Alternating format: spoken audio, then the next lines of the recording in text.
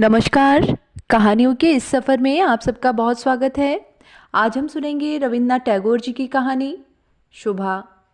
कहानी शुरू करने से पहले मेरा आप सबसे विनम्र निवेदन है, यदि मेरे द्वारा सुनाई गई कहानियाँ आप सबको पसंद आती हों तो कृपया मेरे चैनल को ज़रूर सब्सक्राइब करें, अपने मित्रों में भी शेयर करें। तो चलिए शुरू करते हैं। कन्या का नाम जब सुभाषिणी रखा गया तब कौन जानता था कि वह गूंगी होगी। इसके पहले उसकी दो बड़ी बहनों की सुकेशिनी और सुहासिनी नाम रखे जा चुके थे। इसी से तुकबंदी मिलाने के हेतु उसके पिता ने छोटी कन्या का नाम रख दिया सुभाषिणी। अब केवल सब उसे शुभा ही पुकारते थे। बहुत खोज और खर्च के बाद दोनों बड़ी कन्याओं के हाथ पीले हो चुके हैं और अब छोटी कन्या सुभा माता पिता के हृदय की नीरव बोझ की तरह घर की शोभा बढ़ा रही है। जो बोल नहीं सकती वह सब कुछ अनुभव कर सकती है। यह बात सबकी समझ में नहीं आती और इसी से सुबह के सामने ही सब उसके भविष्य के बारे में तरह तरह की चिंता फिक्र की बातें किया करते हैं। किंतु स्वयं सुबह इस बात को बचपन से ही समझ चुकी है कि उसने विधाता के शाप के वशीभूत होकर ही इस घर में जन्म लिया है। इसका फल यह निकला कि वह सदैव अपने को सब परिजनों की दृष्टि से बचाए रखने का प्रयत्न करने लगी। वह मन ही मन सोचने लगी कि उसे सब भूल जाए तो अच्छा हो, लेकिन जहाँ पीड़ा है उस स्थान को क्या कभी कोई भूल सकता है। माता पिता के मन में वह हर समय पीड़ा की तरह जीती जागती बनी रहती।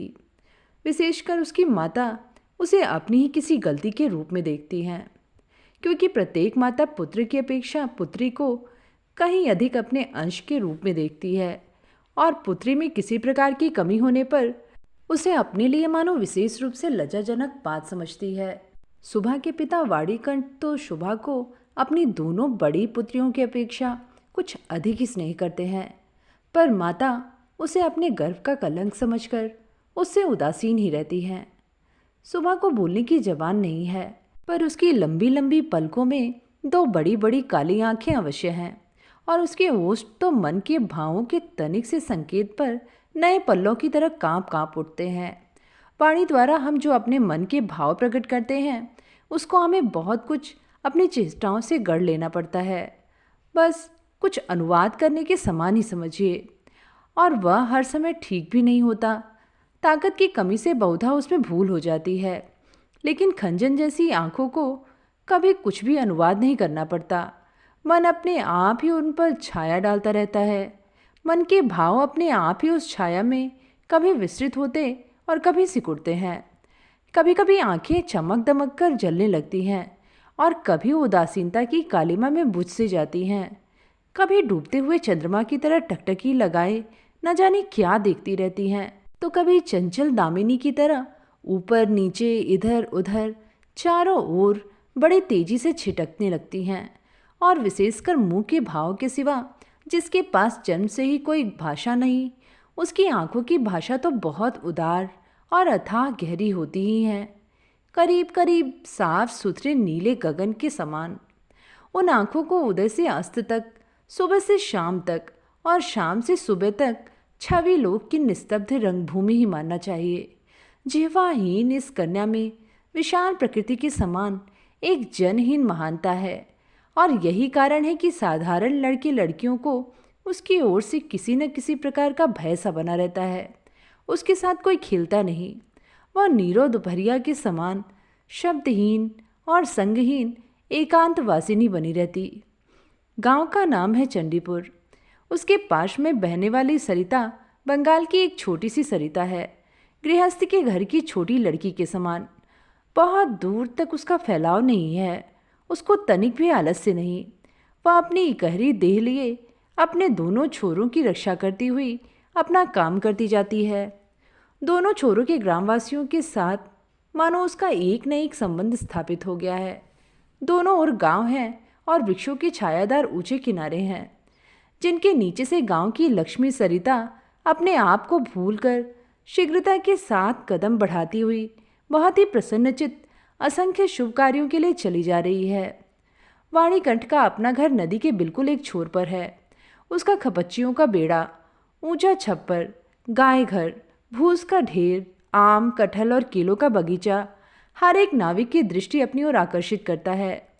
ऐसे घर में आसानी से चलने वाली ऐसी सुखी गृहस्थी में उस गूंगी कन्या पर किसी की दृष्टि पड़ती है या नहीं, मालूम नहीं। पर काम धंधों से जो ही उसे तनिक फुर्सत मिलती, त्यों ही झट से वह उस नदी के किनारे जा बैठती। प्रकृति अपने पार्श्व में बैठकर उसकी सारी कमी को पूर्ण कर देती। नदी की स्वर ध्वनि, मनुष्यों का शोर, नाविकों का सुमधुर गान, चिड़ियों का चहचहाना, पेड़ पौधों की मरमर ध्वनि, सब मिलकर चारों ओर के गगनागमन, आंदोलन और कंपन के साथ होकर सागर के उत्ताल तरंगों के समान उस बालिका के चिरस्तब्ध हृदय कूल के पासरों में आकर मानो टूट फूट पड़ती हैं। प्रकृति के अनोखे शब्द और अनोखे गीत, यह भी तो गूंगी की ही भाषा है। बड़ी बड़ी आँखों और उसमें भी बड़ी पलकों वाली सुभाषिणी की जो भाषा है, उसी का मानो वह विश्वव्यापी फैलाव है, जिसमें झिंगुरों की झिनझिन ध्वनि से गूंजती हुई तीर्ण भूमि से लेकर शब्दातीत नक्षत्र लोक तक केवल इंगित, संगीत, क्रंदन और उच्छ्वासें भरी पड़ी हैं। और दोपहरिया को नाविक और मछुए खाने के लिए अपने अपने घर जाते, गृहस्थ और पक्षी आराम करते, पार उतारने वाली नौका बंद पड़ी रहती। जन समाज अपने सारे काम धंधों के बीच में रुककर सहसा भयानक निर्जन मूर्ति धारण करता। तब रुद्र महाकाल के नीचे एक गूंगी प्रकृति और एक गूंगी कन्या दोनों आमने सामने चुपचाप बैठी रहती, एक दूर तक फैली हुई धूप में और दूसरी एक छोटे से वृक्ष की छाया में। सुभाषिणी की कोई सहेली हो ही नहीं, सो बात नहीं। गौ घर में 2 गायें हैं, एक का नाम है सरस्वती और दूसरी का नाम है पार्वती। ये नाम सुभाषिणी के मुंह से उन गायों ने कभी भी नहीं सुने, परंतु वे उसके पैरों की मंथर गति को भली भांति पहचानती हैं। सुभाषिणी का बिना बातों का एक ऐसा करुण स्वर है जिसका अर्थ वे भाषा की अपेक्षा कहीं अधिक सरलता से समझ जाती हैं। वह कभी उन पर लाड करती, कभी डांटती और कभी प्रार्थना का भाव दर्शाकर उन्हें मनाती, और इन बातों को उसकी सारों और पारों इंसान से कहीं अधिक और भलीभांति समझ जाती हैं। सुभाषिणी गौ घर में घुसकर अपनी दोनों बाहों से जब सारू की गर्दन पकड़कर उसके कान के पास अपनी कनबटी रगड़ती है, तब पारो स्नेह की दृष्टि से उसकी ओर निहारती हुई उसके शरीर को चाटने लगती है। सुभाषिणी दिन भर में कम से कम 2-3 बार तो नियम से गौघर में जाया करती। इसके सिवा अनियमित आना जाना भी बना रहता। घर में जिस दिन वह कोई सख्त बात सुनती, उस दिन उसका समय अपनी गूंगी सखियों के पास बीतता। सुभाषिणी की सहनशील और विषाद शांत चितवन को देखकर वे न जाने कैसे एक अन्य अनुमान शक्ति में उसकी मर्म वेदना को समझ जाती और उसकी देह से सटकर धीरे धीरे उसकी बाहों पर सींग घिसकर अपनी मौन आकुलता से उसको धैर्य बंधाने का प्रयत्न करती। इसके सिवा एक बकरी और बिल्ली का बच्चा भी था।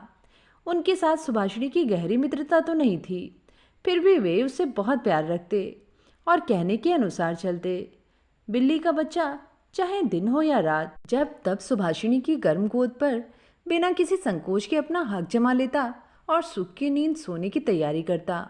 और सुभाषिणी जब उसकी गर्दन और पीठ पर अपनी कोमल उंगलियां फेरती, तब तो वह ऐसे एकांतिक भाव दर्शाने लगता मानो उसको नींद में खास सहायता मिल रही है। ऊंची श्रेणी के प्राणियों में सुभाषिणी को और भी एक मित्र मिल गया था, किंतु उसके साथ उसका ठीक कैसा संबंध था, इसकी पक्की खबर बताना मुश्किल है, क्योंकि उसके बोलने की जिह्वा है और वह गूंगी है, अतः दोनों की भाषा एक नहीं है। वह था गोसाइयों का छोटा लड़का प्रताप। प्रताप बिल्कुल आलसी और निकम्मा था। उसके माता पिता ने बड़े प्रयत्नों के उपरांत इस बात की आशा तो बिल्कुल छोड़ ही दी थी कि वह कोई कामकाज करके घर गृहस्थी की कुछ सहायता करेगा। निकम्मों के लिए एक बड़ा सुविधा यह है कि परिजन उन पर बेशक नाराज रहें, पर बाहरी जनों के लिए वे प्रायः स्नेह पात्र होते हैं।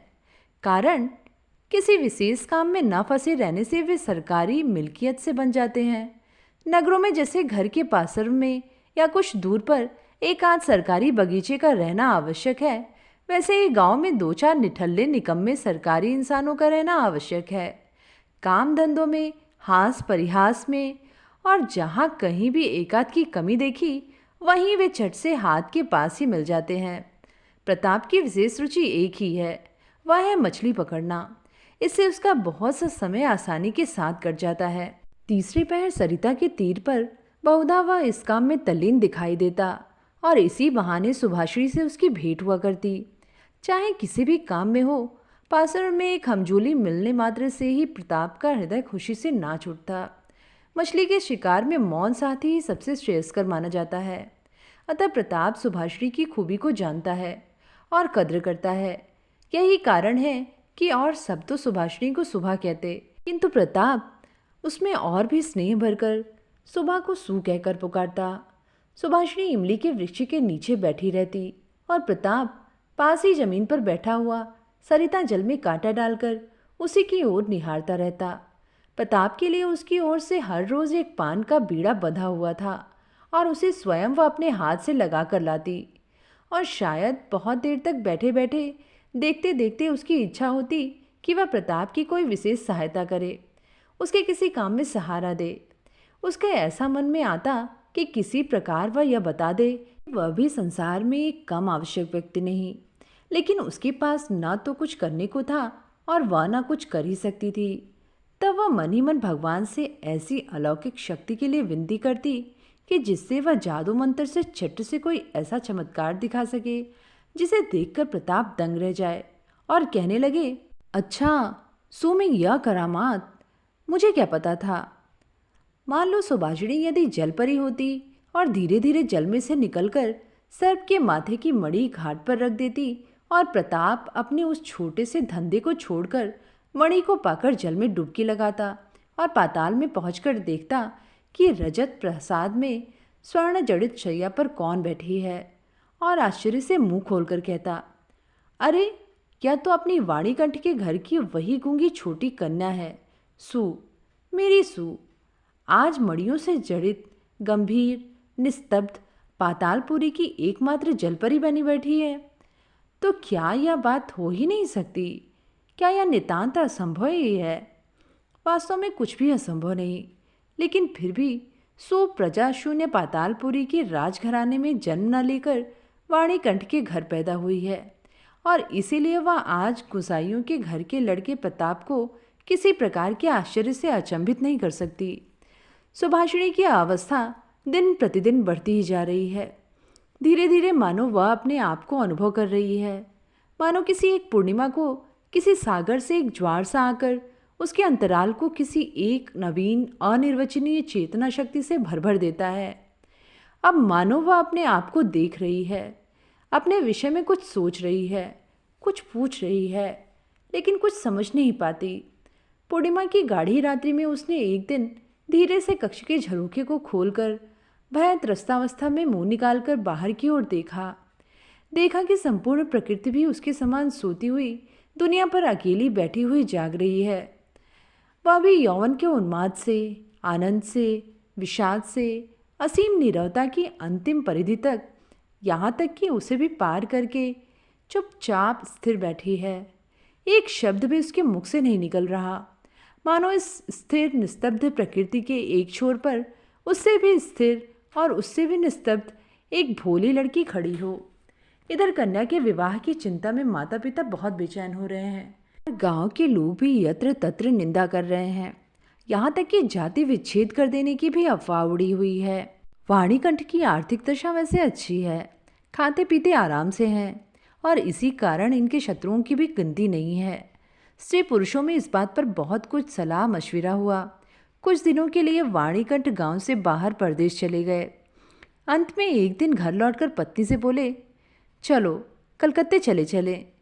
कलकत्ता गमन की तैयारियां पूरे जोर शोर से होने लगी। कोहरे से ढके हुए सवेरे के समान सुबह का सारा अंतःकरण अश्रुओं की भाप से ऊपर तक भर आया। भावी आशंका से भयभीत होकर वह कुछ दिनों में मूक पशु की तरह लगातार अपने माता पिता के साथ रहती और अपने बड़े बड़े नेत्रों से उनके मुख की ओर देखकर मानो कुछ समझने का प्रयत्न किया करती, पर वे उसे कोई भी बात समझाकर बताते ही नहीं थे। इसी बीच में एक दिन तीसरे पहर तट के समीप मछली का शिकार करते हुए प्रताप ने हंसते हंसते पूछा, क्यों रेसू, मैंने सुना है कि तेरे लिए वर मिल गया है, तो विवाह करने कलकत्ता जा रही है। देखना कहीं हम लोग को भूल मत जाना। इतना कहकर वह जल की ओर निहारने लगा। तीर से घायल हिरनी जैसे शिकारी की ओर ताकती और आंखों ही आंखों में वेदना प्रकट करती हुई कहती रहती है, मैंने तुम्हारा क्या बिगाड़ा था। सुबह ने लगभग वैसे ही प्रताप की ओर देखा। उस दिन वह वृक्ष के नीचे नहीं बैठी। वाणीकंठ जब बिस्तर से उठकर धूम्रपान कर रहे थे, सुबह उनके चरणों के पास बैठकर उनके मुख की ओर देखती हुई रोने लगी। अंत में बेटी को ढांढस और सांत्वना देते हुए पिता के सूखे हुए कपोलों पर अश्रु की 2 बूंदें ढुलक पड़ी। कल कलकत्ता जाने का शुभ मुहूर्त है। सुबह ग्वाल घर में अपनी चिर संगनियों से विदा लेने के लिए गई। उन्हें अपने हाथ से खिलाकर गले में बांह डालकर वह अपनी दोनों आंखों से खूब जी भर के उनसे बातें करने लगी। उसके दोनों नेत्र अश्रुओं के बांध को न रोक सके। उस दिन शुक्ला द्वादशी की रात थी। सुबह अपनी कोठरी में से निकलकर उसी जाने पहचाने सरिता तट के कच्चे घाट के पास घास पर औंधी लेट गई, मानो वह अपनी और अपनी गूंगी जाति की प्रकृति माता से अपनी दोनों बाहों को लिपटाकर कहना चाहती है, तू मुझे कहीं के लिए मत विदा कर माँ। मेरे समान तू मुझे अपनी बाहों में पकड़े रख, कहीं मत विदा कर। कलकत्ते के एक किराए के मकान में एक दिन सुबह की माता ने उसे वस्त्रों से खूब सजा दिया, कसकर उसका जूड़ा बांध दिया, उसमें जरी का फीता लपेट दिया, आभूषणों से लादकर उसके स्वाभाविक सौंदर्य को भरसक मिटा दिया। सुबह के दोनों नेत्र अश्रुओं से गीले थे। नेत्र कहीं सूख न जाए इस भय से माता ने उसे बहुत समझाया बुझाया और अंत में फटकारा भी, पर अश्रुओं ने फटकार की कोई परवाह न की। उस दिन कई मित्रों के साथ वह कन्या को देखने के लिए आया। कन्या के माता पिता चिंतित, शंकित और भयभीत हो उठे, मानो देवता स्वयं अपनी बलि के पशुओं को देखने आए हों। अंदर से बहुत डांट फटकार बताकर कन्या के अश्रुओं की धारा को और भी तीव्र रूप देकर उसे निरीक्षकों के सम्मुख भेज दिया। निरीक्षकों ने बहुत देर तक देखभाल के उपरांत कहा, ऐसी कोई बुरी भी नहीं है। विशेषकर कन्या के अश्रुओं को देखकर वे समझ गए कि इसके हृदय में कुछ दर्द भी है, और फिर हिसाब लगाकर देखा कि जो हृदय आज माता पिता के विछोह की बात सोचकर इस प्रकार दवित हो रहा है, अंत में कल उन्हीं के काम वह आएगा। सीप के मोती के समान कन्या के आंसुओं की बूंदें उसका मूल्य बढ़ाने लगीं। उसकी ओर से और किसी को कुछ नहीं कहना पड़ा। पात्र देखकर खूब अच्छे मुहूर्त में सुबह का विवाह संस्कार हो गया। गूंगी कन्या को दूसरों के हाथ सौंपकर माता पिता अपने घर लौट आए, और तब कहीं उनकी जाति और परलोक की रक्षा हो सकी। सुबह का पति पछाड़ की ओर नौकरी करता है। विवाह के उपरांत शीघ्र ही वह पत्नी को लेकर नौकरी पर चला गया। 1 सप्ताह के अंदर ससुराल के सब लोग समझ गए कि बहू गूंगी है, पर इतना किसी ने न समझा कि इसमें उसका कोई दोष नहीं। उसने किसी के साथ विश्वासघात नहीं किया। उसके नेत्रों ने सभी बातें कह दी थीं, किंतु कोई उसे समझ न सका। अब वह चारों ओर निहारती रहती है। उसे अपने मन की बात कहने की भाषा नहीं मिलती। जो गूंगे की भाषा समझते थे, उसके जन्म से परिचित थे, वे चेहरे उसे यहाँ दिखाई नहीं देते। कन्या के गहरे शांत अंतःकरण में असीम अव्यक्त क्रंदन ध्वनित हो उठा, और सृष्टिकर्ता के सिवा और कोई उसे सुन ही न रहा था। अब की बार उसका पति अपनी आंखों और कानों से ठीक प्रकार परीक्षा लेकर एक बोलने वाली कन्या को ब्याह लाया। तो ये थी कहानी सुबह। कहानी आप सबको कैसी लगी नीचे कमेंट में लिख के ज़रूर बताइएगा। फिर मिलेंगे एक नई कहानी के साथ। धन्यवाद।